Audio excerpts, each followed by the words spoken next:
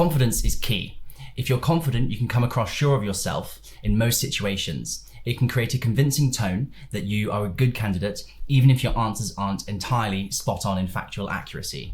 That isn't to say you don't need to learn the material that goes into a medical interview, but it shows how important confidence is. It makes you appear calm, mature, and knowledgeable. Having seen varying levels of candidate confidence on the other side of the table, it's most certainly one of the most important factors in determining whether a candidate gets an offer. Someone who is stuttering through their answers, hesitant, unsure of themselves, filling the answers with lots of filler words like ums and ers, and going back and changing their answers doesn't come across well. My definition of confidence is someone who speaks with conviction and self-assurance, stating facts as you see them, and being comfortable with information that you have at your disposal, not being easily ruffled, even when extensively challenged. You'll instinctively know what a confident and unconfident answer sounds like. Confident candidates are fluent, self-assured, speak clearly, and at a volume that's easy to hear. You want to answer questions directly with conviction and have a nice regular cadence to your speech that doesn't stumble over itself.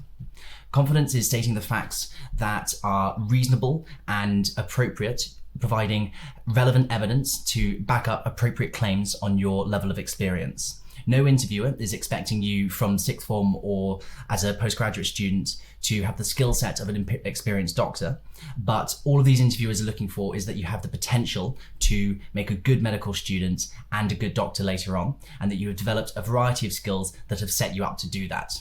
You are more than within your right to claim particular strengths when your claims are measured and backed up with appropriate evidence. It shows confidence to say you believe you are an appropriate candidate for the position given the right evidence. You don't need to exaggerate your capacity in any particular skill, but you need to show that you have hard evidence to demonstrate you have the potential to be good at each of the various skills needed to be a good medical student and doctor. You need to remain positive and sell yourself throughout.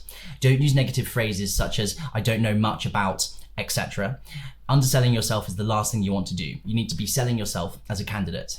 Instead of using terms such as, I don't know much about this, you can say, I do know these particular details, but I would like to know more about this detail. Similarly, you don't want to say, I'm not very good at a particular thing. This can be changed to, I believe I have XYZ strengths and I need XYZ improvements upon those strengths, or I have these pitfalls that I need to work on. Putting yourself down is a bit of a bummer to hear, and you need to sing your own praises appropriately and try to keep whatever you say in the right positive light.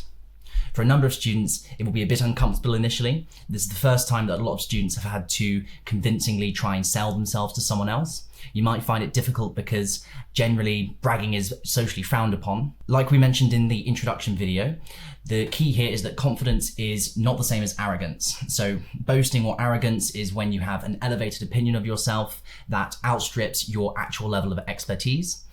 You can create the impression that your own image of yourself is flattering and beyond what is appropriate given your background. The key difference to that and confidence is that you are able to, with confidence, qualify your statements with the right evidence. So an example question that is more than fair enough and shows confidence rather than arrogance is, I have developed exceptional communication skills through playing hockey at county level. Player positioning is an important part of the game, and ensuring that clear and concise information is shared between team members is a crucial aspect of success. So that example showed you where you were demonstrating a particular skill, saying that you are strong in a particular quality, but then using appropriate evidence to back it up, and that's okay, and just demonstrating confidence in the context of the interview. We have established that confidence is important in the context of the interview, but how do you actually be confident? So my advice would be that the best builder of confidence is very thorough preparation. The more work you do, the more confident you will feel before you go for your interview. Beyond that, if confidence is something that you find particularly difficult, similar to the use of verbal pauses and smiling, you will just have to practice it until you make it. So you can think of acting confident and everything else that goes in around that. So you will just need to practice it until it feels right. Similar to practicing with your speaking or with your fluidity or with your smiling, you will just need to act confident until your feedback represents that you are coming across as confident. Similar to exam preparation, physical fitness, or anything that is reliant on practice, you know that if you do more than 100 full format practice interviews with constructive feedback, that you will improve your interview skills. You know that if you do every single online question bank for the BMAT or the UCAT, that your score is going to improve. Or if you do every past paper for your exam score will improve. It definitely won't guarantee you an offer, but it definitely will improve your score and will improve the way that you come across. In fact, I would recommend recording yourself right at the beginning of your interview preparation and then a few weeks away from the interview itself, and listen to the two back to back, and you'll see how your fluidity and confidence has improved. In the exceptional book, So Good They Can't Ignore You, Cal Newport, the author, mentions how anyone approaching any activity that they're trying to develop should approach it with a craftsman mindset. And by that, they mean you want to approach it by challenging yourself and pushing yourself to the point where you actually feel challenged each time you do that.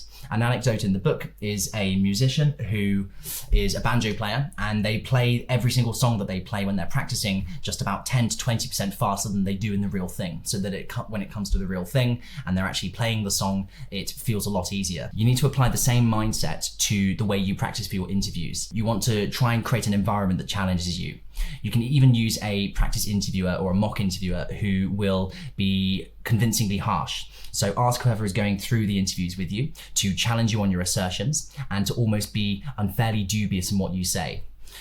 You can, again, record this, see what your response is, but the rationale behind this is that if you are challenged by a mock interviewer who is kind of aggravating you and challenging you on everything that you say, it will just allow you to be a lot calmer when it comes to the real thing. So similar to the banjo player, if you're practicing with someone who is pushing you to your limit and trying to get you to be caught out or to push your buttons, then when you're able to handle that situation and do it calmly and respond to the questions that they're throwing at you appropriately, you'll be able to do it in the real thing when you're being less harshly challenged with a lot more ease. Lastly, it might sound like a bit of a cliche, but you need to genuinely believe in yourself before you can expect anyone else to believe in you. You need to think that given your merits and skill sets, you deserve to study medicine, and have it clear in your mind that that is the case before making your application. If you don't have that in your mind before you go out and make the application, then